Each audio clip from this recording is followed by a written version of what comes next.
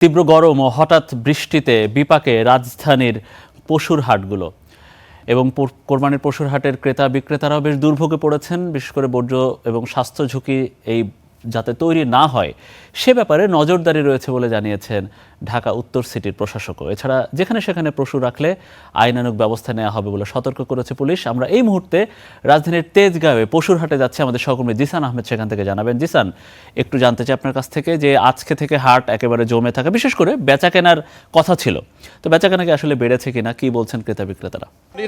পবিত্র ঈদুল আজহার আর 2 দিন বাকি, মাঝে 2 দিন পর পবিত্র ঈদুল আজহা। এরই মাঝে হাটগুলোতে ক্রেতা বিক্রেতাদের যে দর কষাকষি সেটি দেখা যাচ্ছে এবং ক্রেতাদেরও আজকে ভিড় বেড়েছে। আজকে বৈরী আবহাওয়া ছিল, সন্ধ্যার পর থেকেই মূলত তেজগাঁওয়ের এই হাটে প্রত্যেক দিন সাধারণ মানুষও আসেন এবং পরিবার পরিজন নিয়ে আসেন এবং গরু দেখেন। তো আজকের এই আমরা দেখেছি যেহেতু মাত্র 2 দিন বাকি আছে, আজকে থেকে কিন্তু বেচা বিক্রি বেড়েছে এবং আমরা হাটের কাউন্টারে কথা বলেছি, তারা বলছেন যে একটি কাউন্টারে এখন পর্যন্ত 1000 গরু বিক্রি হয়েছে, এরকম 14টি কাউন্টার রয়েছে।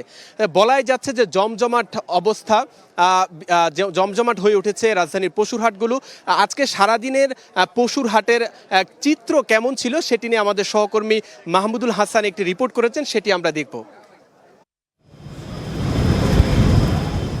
তীব্র রোদ ও ভ্যাপসা গরমের পর হঠাৎ ঝুম বৃষ্টি, বৈরী আবহাওয়ায় রাজধানীর বিভিন্ন পশুর হাটে বিপাকে পড়েছেন গরু নিয়ে আসা ব্যাপারী ও ক্রেতারা। অনেক বেশি, গতবারের চেয়ে বেশি মনে হয়েছে, বাট এটা আসলে এখনো 3 দিন আছে তো দাম ছাড়তেছে না। গত বছর যেরকম ছিল আমার কাছে মনে হচ্ছে এরকমই দাম, যেমন এইরকম একটা গরু গত বছর আমি কিনছি 1,20,000 টাকা দিয়া, এটা এবারে কিনছি 1,19,000 টাকা দিয়া।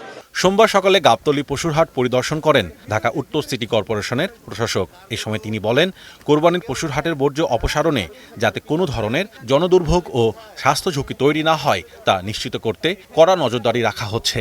প্রতিটি পশুর হাটের বর্জ্য ব্যবস্থাপনা থেকে শুরু করে সকল কিছু একটা ব্যবস্থাপনার মধ্যে থাকুক।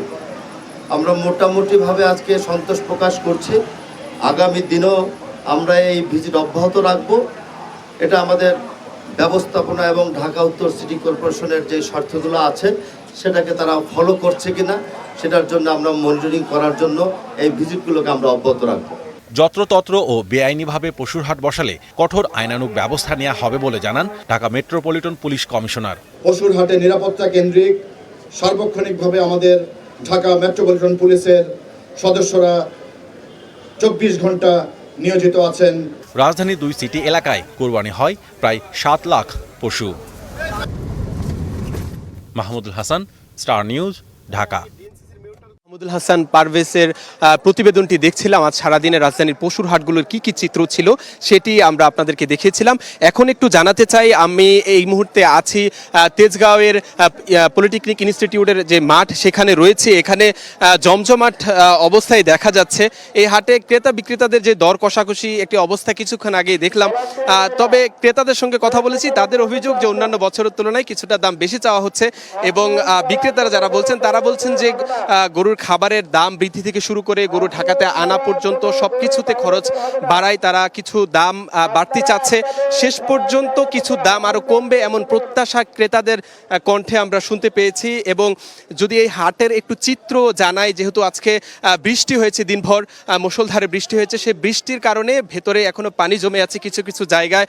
তবে এখানে যারা হাট কর্তৃপক্ষ আছেন তারা সর্বোচ্চ চেষ্টা করছেন খুব দ্রুততম সময়ের মধ্যে পানি নিষ্কাশনের ব্যবস্থা করতে। এবং আমরা যখন এই হাটে ঢুকছিলাম তখন রাস্তায়ও এখানে গরু আছে এবং এই রাস্তায় মানুষ চলাচলের জন্য কিছুটা ভোগান্তিও আমরা দেখতে পেয়েছি। আমরা নিজেরাও গাড়ি নিয়ে আসতে পারিনি, এখানে হেঁটে আমরা চলে আসছি। এখানে মাঝারি আকারের গরুর খুব বেশি চাহিদা আমরা দেখেছি। এখানে ছোট আকারের গরু আছে, মাঝারি এবং বড় আকারের গরু আছে। কিছুক্ষণ আগে এই হাটে 4টি উট উঠেছে, তার মাঝে 2টি আগে বিক্রি হয়েছে।